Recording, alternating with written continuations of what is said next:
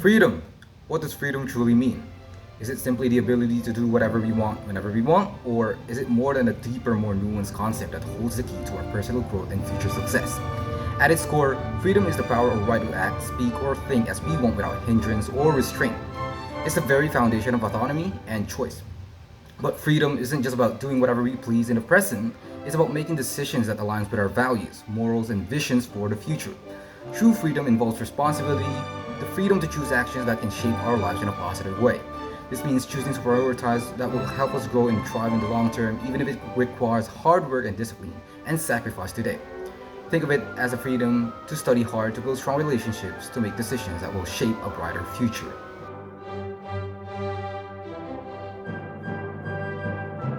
So, freedom. Ang freedom para sa akin is you are able to decide what's best for you. Like, kaya mong gawin kung ano yung gusto mo, kung ano man maisip mo. Pero may mga limitations syempre, especially ang community and society. If porket may freedom tayo, is lahat magagawa na natin. Of course, there's some rules that need to be followed. And also, we have a freedom to choose what's best for us, to choose a better future for ourselves. And for example, in political naman, you have a freedom to choose kung sino yung magiging leader mo or president, something like that. And ayun, for me that's freedom. Yung magawa mo kung ano yung mga gusto mo sa buhay. Kasi buhay mo yan eh, diba? Hindi naman yung buhay ng tao. So, you have your own free will and freedom. So, yun.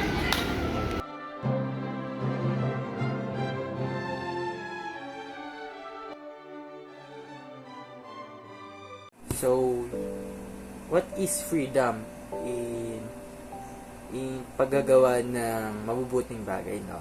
So, all of us have their own freedom, no? Me, personally, and you, especially, no? All of us have their own freedom. All living things in this world have a freedom. We have a freedom to decide what's best for us and also for the others. Okay? Somehow we can criticize them, but in a good way, no? And we can also help them by doing good things. Like for example, like criticizing other people if they're doing something wrong. And somehow, kailangan mo silang itama by telling them, no? Or paggawa ng mabuti. Somehow, yung kasi is, paggawa na rin yun ng mabuti na itatama mo yung mali ng tao. That's being a good Samaritan in other terms, no? We can connect that. So yun, no? We can use freedoms in a lot of things by helping others, even in small things, no? Siguro yung pagtutulong, okay na yun eh. Yung freedom mo na kaya mong tumulong sa iba. Kahit sa simpleng bagay, paghugas ng plato, mabubuting bagay. You can use freedom in a lot of things, in a lot of ways. So yun, no? So freedom in doing good things. So, yun.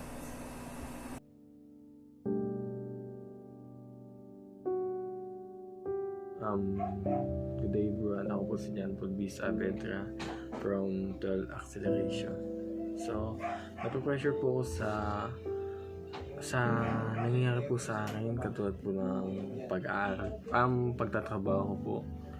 Kasi po, inaano ko po yung oras ko po. Tapos, nilalaan ko yung oras ko po doon. Tapos, inisip ko din po kung paano ko maano yung sarili ko na matulungan ko po yung sarili ko sa susunod na araw.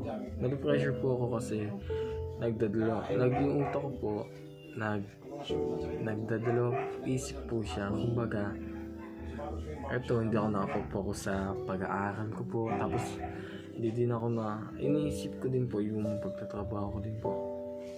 Sunod po yun din naman po sa pamilya ko din po. Kasi po, yung pamilya ko din po, may mga problema po. Pero, hindi po talaga maiwasan yung problema na yun. Kaya, dadaan talaga po yun. Kaya, may handa naman po. Tapos, at, ano ba? Ayun lang po. Maraming salamat po. Sa interior threats kasi, it could be you as a person. So, I personally relate to that as well. In my own testimony kasi, I'm a type of student na mahilig mag-procrastinate. Yung tipong gagawin ko lang yung mga assignments ko or project it's either sa mismong deadline or the day before the deadline. And obviously, nagiging malaking negative impact siya sa akin because it could only lead me to pressure. And yeah, it gives me less freedom sa pagiging productive as well. Isa pang negative habit na meron po ako is, nung bata po kasi ako, masyado po ako greedy. Yung tipong pag sa akin lang. And doon ko rin po natutunan na we should share our blessings to others as well. Kasi hindi naman kasi araw-araw nakakaroon tayo ng blessings. And who knows, baka yung mga others na yun, mag-share din sila ng blessings sa atin. And that gives me freedom to be more kind to others.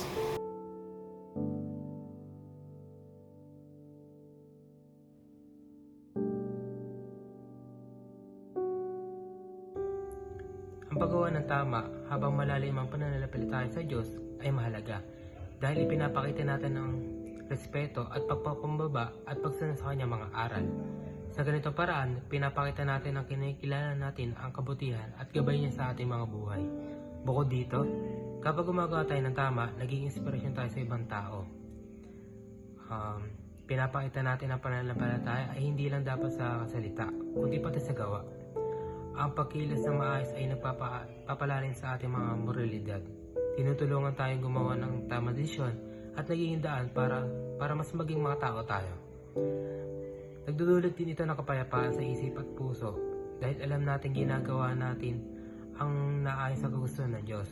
Sa huli, ang paggawa ng mabubuti at pananampalataya ay nagpapatibay ng ating relasyon sa Diyos at sarili at kapwa. As I look outside this car's window, I think about how we all make choices every day. That's what free choice means.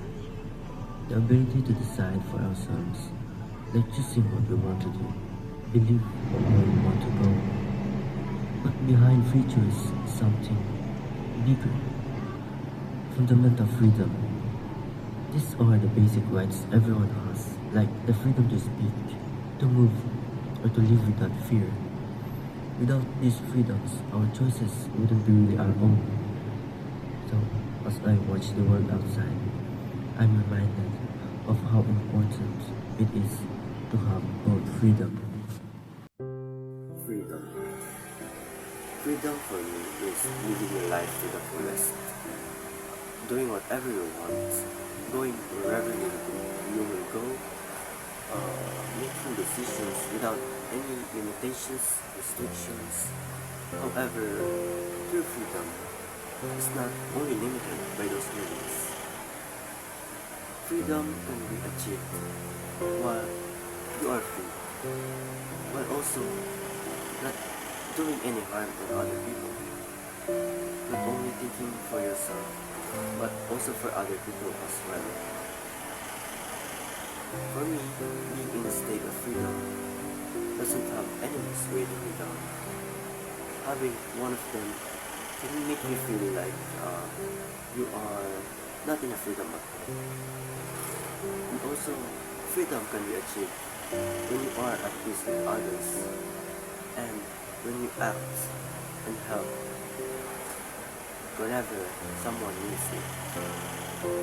Makes it in freedom for you and for other people.